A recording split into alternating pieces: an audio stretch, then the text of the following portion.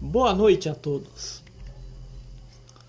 A influência da epopeia de Gilgamesh na escrita do Gênesis. Da corrida ao ouro bíblico, a nova historicidade das grandes escrituras. Em meados do século XIX, após a descoberta da antiga cidade de Nínive, da biblioteca do imperador assírio Assurbanipal, 668 a 627 a.C., o mundo redescobriu as antigas grandes civilizações da Mesopotâmia, em tábuas de argila contendo escritos em sinais mais tarde denominados cuneiformes. Civilizações essas que até então o pouco que se conhecia estava contido nos livros da Bíblia, em informações escassas e pouco reveladoras, uma vez que estavam diretamente relacionadas com a história do povo hebreu. Tais descobertas deram início a uma espécie de corrida do ouro bíblico que propunha evidenciar arqueologicamente as escrituras sagradas. Outras ruínas, então, como as de Uruk, Ur e Nippur, começaram a ser escavadas e revelaram mais inscrições sobre o passado do Oriente Próximo. O passado da decifração dessas tábuas foi realizado por vários pesquisadores, mas coube ao arqueólogo britânico George Smith a primeira tradução contendo um trecho da epopeia de Gilgamesh, o relato do dilúvio, em 1872. Smith anuncia sua descoberta e o encontro da Sociedade de Arqueologia Bíblica, causando um forte impacto na Europa, por apresentar um texto pagão aparentemente antecipando a Arca de Noé. Essas descobertas abalaram toda a comunidade científica e religiosa do século XIX, laicizando muito dos objetivos iniciais, modificando o método dos pesquisadores e abrindo precedente para o questionamento da veracidade dos textos bíblicos. Nas últimas 4 décadas, diferentes estudos estão sendo realizados sobre os temas, levantados no século XIX, tanto pela comunidade científica como em grande parte pela comunidade religiosa, fazendo que seja discutido os elementos mitológicos presentes na confecção dos livros que compõem o Pentateuco II, que vão desde a formação do mundo à existência histórica dos seus patriarcas. Há uma tentativa nos dias atuais por parte dos arqueólogos e historiadores de remontar a Bíblia, separando o que é história do que são mitos e lendas. Apesar de paixões suscitadas nesse tema, nós acreditamos que a reavaliação dos achados das escavações mais antigas e as contínuas descobertas feitas pelas novas escavações deixaram claro que os estudiosos devem agora abordar os temas das origens bíblicas e da grande sociedade israelita de uma perspectiva completamente diferente do interior. A história do antigo Israel e o nascimento das escrituras sagradas a partir da nova perspectiva, uma perspectiva arqueológica. Fazendo aqui uma ressalva que, no caso aqui, as pessoas estavam começando a notar o tanto que os mitos que tem no livro da Bíblia com realmente o que estava na epopeia de Gilgamesh. Como vocês ouviram, o próprio dilúvio não passa de um plágio, não passa de uma invenção suméria, isso mesmo, não cristã. A epopeia de Gilgamesh e sua influência nos demais literaturas do mundo antigo.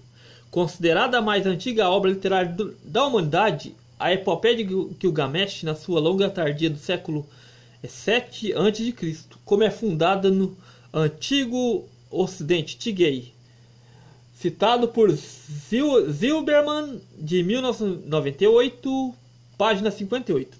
Não foge à regra das origens mesopotâmicas, compilado de lendas e poemas, cuja origem e veracidade perdem-se na ilusão oral, adaptação cultural e textos fragmentados.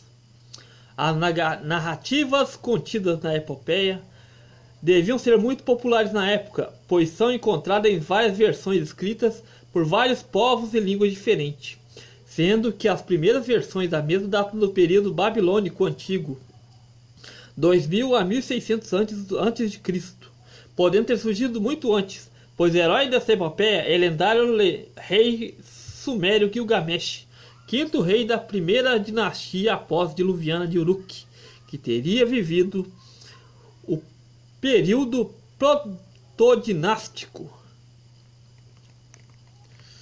A semelhança das narrações. A semelhança das narrativas encontradas em Epopeia Gilgamesh e o livro de Gênesis iniciam logo nos primeiros versículos da Bíblia, ou seja, a criação do homem.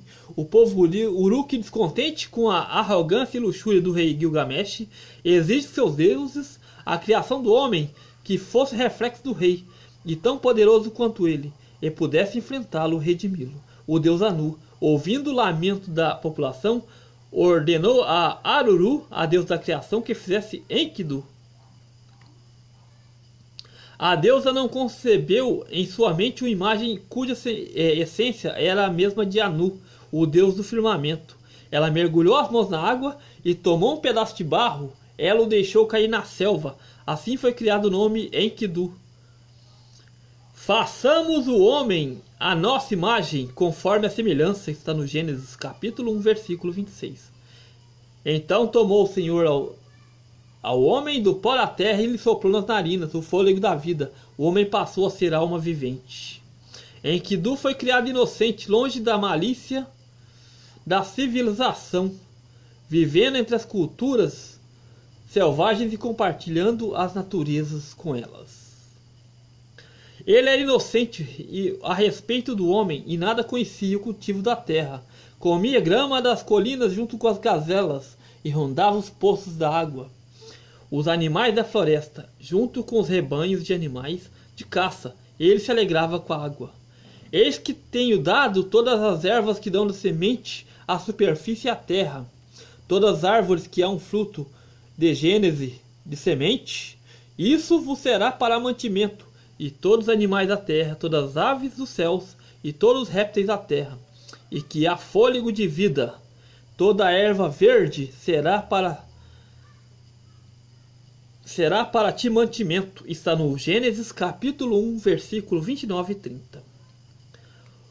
O rei Gilgamesh, sabendo da existência de Enkidu, incumbe a missão a uma das prostitutas sagradas no templo da deusa Ishtar, a deusa do amor e da fertilidade, seduzir Enkidu e trazê-lo para dentro das muralhas de Uruk. Enkidu deixou seduzir pela rameira e perdeu sua inocência, além de seu poder selvagem, tornando-se maior malícia do homem arrependido. Lamenta-se, pois a rameira consola-o, enfatizando as vantagens que a vida está por vir. Enkidu perdera sua força, agora tinha conhecimento dentro de si, e os pensamentos do homem ocupavam seu coração. Olho para ti e veja agora que és agora um Deus, porque anseias por voltar a correr os campos como as feras do mato. Porque Deus sabe que no dia em que comerdes, se vos abrirão os olhos, e como Deus sereis conhecedores do bem e do mal. Essa comparação com a tentação do Éden, não identificamos diretamente os fatos, mas sim as ideias. A prostituta sagrada, condenada também em outros livros da Bíblia, pode ser compilada como o fruto proibido, e a serpente e a própria Eva, com o poder de seduzir o homem e tirar a inocência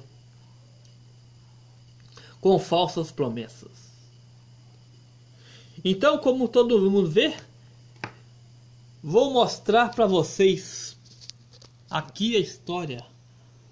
Enkidu, já na cidade de Uruk, enfrenta o rei Gilgamesh em combate, vencendo-o e reconhecido pelo rei como irmão, pois este jamais havia enfrentado alguém com tamanha força, formando-se em uma grande amizade que protagoniza grandes aventuras ao longo da epopeia.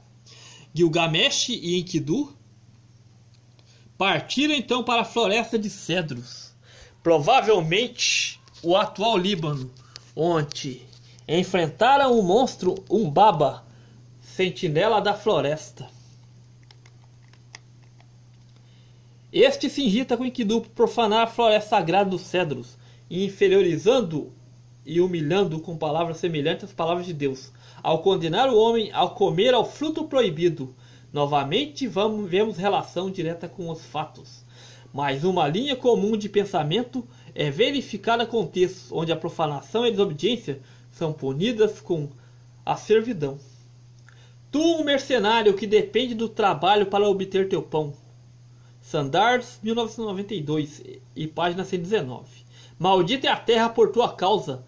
Em fadigas obterás dela o sustento durante os dias de tua vida. Gênesis capítulo 3, versículo 16.